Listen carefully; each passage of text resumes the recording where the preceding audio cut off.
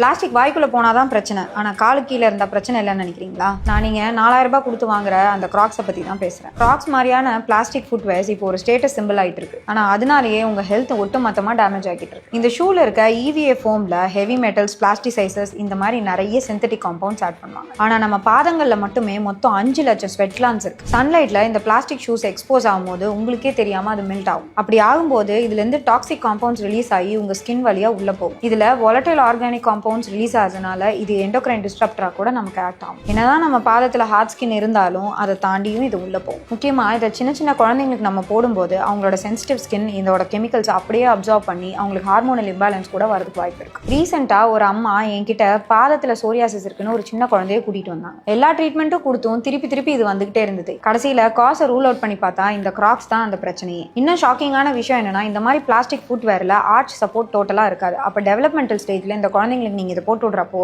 அவங்களோட ஃபியூச்சர்ல நடக்கிற விதமே மாறதுக்கு வாய்ப்பு இருக்கு. பெரியவங்களும் இதை கண்டினியூஸா யூஸ் பண்றப்போ லோ பேக் ஏக், ஸ்பைன் ப்ராப்ளம்ஸ்லாம் வரதுக்கு நிறைய வாய்ப்பு இருக்கு. பிராண்ட் வேல்யூக்காக கிளீன் பண்ண ஈஸியா இருக்குன்னு இந்த மாதிரி பிளாஸ்டிக் செருப்பெல்லாம் நம்ம கால் கீழே போட்டுட்டு இருக்கோம். 500 வருஷம் ஆனாலும் டிகே ஹேர் இந்த பிளாஸ்டிக் செருப்பை நம்ம செலிப்ரேட் பண்ணிட்டு இருக்கோம். இது நம்ம குழந்தைங்களுக்கோ இல்ல நமக்கு மட்டும் கிடையாது, இந்த என்விரான்மெண்ட்டுக்கே ஒரு பெரிய த்ரெட். ட்ரெண்டுக்காக இந்த மாதிரி பிளாஸ்டிக் ஃபுட்வேர்லாம் யூஸ் பண்ணாம வீகன் ஆர் கார்க் இது மாதிரி யூஸ் பண்ணுங்க. பிளாஸ்டிக் நம்ம கிச்சனுக்குள்ள இருந்தாதான் பிரச்சனைன்னு இல்லை, நம்ம காலு கீழே இருந்தாலும் பிரச்சனை தான், மண்ணு கீழே இருந்தாலும் பிரச்சனை தான்.